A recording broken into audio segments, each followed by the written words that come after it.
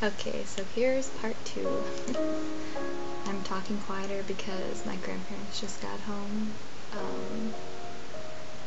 This is probably the one video I would not want them to hear. The most, I mean, you know. Anyway, so I've been talking about depression. I think I've had symptoms of depression since maybe like 5th grade. That was the first time my family moved, and I really, really didn't want to. And, well, I didn't want to, and then when I got there, it wasn't a good experience anyway. I had a very hard time fitting in, making friends, and just adjusting. And I was young, you know what I mean? 10, 11, didn't quite know how to handle it yet, as I did when I got older. And I just started to really withdraw. I've always found it so ironic that even though you can act so outgoing or friendly, that in no way is a reflection of how you feel inside at all. And I think that is so true for so many people with SA.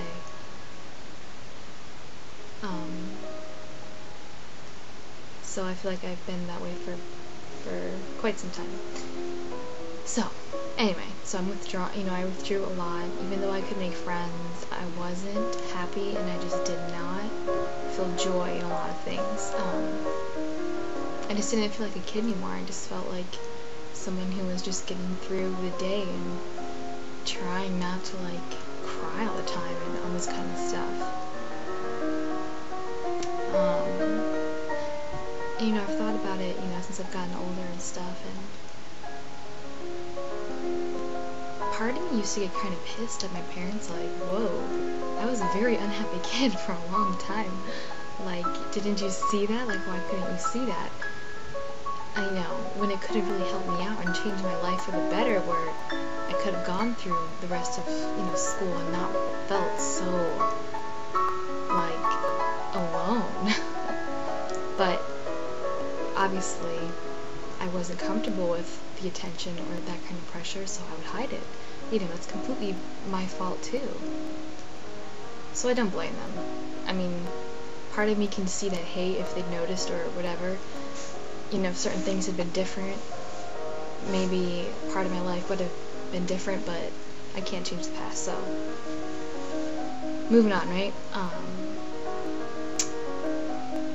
I think I still do that today, though. I withdraw just from people. I do not let people in. I'm pretty sure I've said this before, but I really, really don't. I have one really good friend, and the reason that we have been able to kind of have that connection was because it was basically with her when her brother died. It was a very, very sad, tragic thing, because her brother is the same age as my sister is, and it was a horrible thing that happened. So we really bonded over that, and not in a superficial kind of way, just that she needed a friend, and I tried to be there for her as well as I could, and it just made us closer anyway. So I think I mentioned before that I used to be a writer. I used to, I've always loved reading. Oh my god, I think that was part of my kind of escape when I was younger. I would read everything. I mean, my dad used to not let us go to, he would seriously tell us we weren't allowed to buy any more books. Seriously, because we had so many books. And we would just fly through them so fast. And, I was the kid in 4th or 5th grade? Or maybe 6th grade? Oh, I don't remember. But do you remember that accelerated reader? AR. If you read a book, you could take a test. I think it was 10 questions, and according to how long or how difficult the book was, you got a certain amount of points. I think it was 5th grade. I remember that was when, obviously the year that I really had a tough time. The first year I had a really tough time, but so I think I got some big award, got a gift certificate and a couple of free things, because I had almost 500 points, and second place in the school had barely 200. I would just constantly be reading all the time. In class when I wasn't doing something, I'd read, and then once I finished it, I'd ask my teacher if I'd go to the library, and I think she knew that I just needed some alone time, but she would let me go. I would go to the library 3 or 4 times a day in school and read a book, and then bring a ton home. So anyway, that's always been a part of my life, but that definitely translated into writing. When I was in high school, a friend of mine, I always secretly wanted to join like a newspaper staff. I always thought it'd be so much fun, but I didn't really have the guts to do it. Obviously, social anxiety. But my friend, she wanted to join, and she convinced me, and I was like, okay, cool, this could really work out. And it ended up being a pretty great experience. There were some ups and downs, obviously, and being on newspaper staff for 4 years, you're going to experience that as everybody grows up and stuff, but, I wouldn't take anything back. And I really learned how to express myself, and I had a really, really life-changing moment in the summer of my junior year. We used to go to all these conferences, throughout the year in the summer, and, excuse me, but, where we would take classes and have all these incredibly acclaimed, like, writers and authors and journalists come, and, amazing, so cool. And one of the teachers there, like, literally really changed my life, really, really did. I don't know if I should say his name and stuff, but anyway, I took this class, and it was all about in-depth reporting and column writing. Column writing is kind of like, you know what a column is, but it was a little slightly different. Anyway, so we had all these amazing, amazing stories that are completely true, you know what I mean? It's journalists, obviously. And just the way they were written, because I don't know if you know this, but the average reader, the newspaper and stuff, magazines, really reads on like an 8th grade level. That's as far, intellectually people really want to read, which makes sense, and I totally agree with it too. Totally. I'm like, the most powerful writing I've ever read is when you're using the plainest kind of words, but in the best way possible, and just the way, when I go home for Christmas, maybe I'll read some of them, on a video, and you can see what I'm talking about, but seriously, I've never read better writing. And anyway, so one of our big assignments was to write a personal column, and,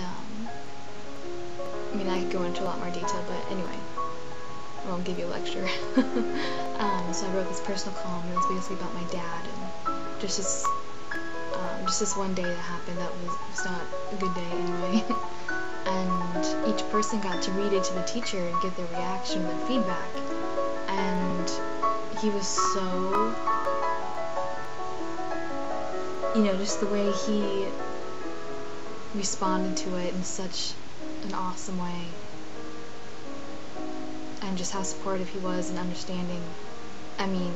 The topics that all of us wrote about, they weren't stupid, you know what I mean? There were people talking about drugs, sex, parents, rape, just all this kind of stuff, and it was so unbelievably awesome to sit in this room with 80 other teenagers and have everybody stand up and read their columns, and, wow, imagine feeling connected to people, like, it just brought you to such a level of, I don't know, it was amazing. Anyway, so I loved it. That was awesome. It really gave me just a different outlook on things, and made me more confident in myself and my abilities and who I am. Okay, so granted, I know all this, I'm happy, well, happier, I feel like I finally found some kind of place in the world, right, where I can fit in. And then the next year after that, and this past year, I've just totally, like, changed my vision of myself. I don't know what the hell happened. Like, I really thought that was the turning point, but it ended up not. It ended up, he really wanted me to come to the college that he worked at, but I couldn't go. With the social anxiety, I'm really, if I have one regret in life, I'm just so pissed at myself for not taking that chance, because I wasn't, there were some other factors too, but I don't know, I do wonder what would have happened if I'd gone, so, anyway.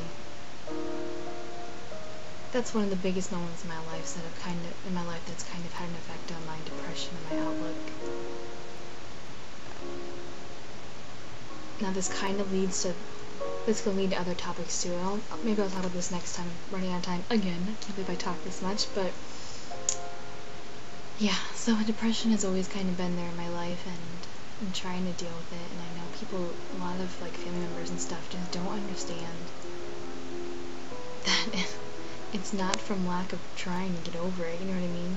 We're not lazy. We're not like wallowing in self-pity. It's just something you have to you have to deal with it every day.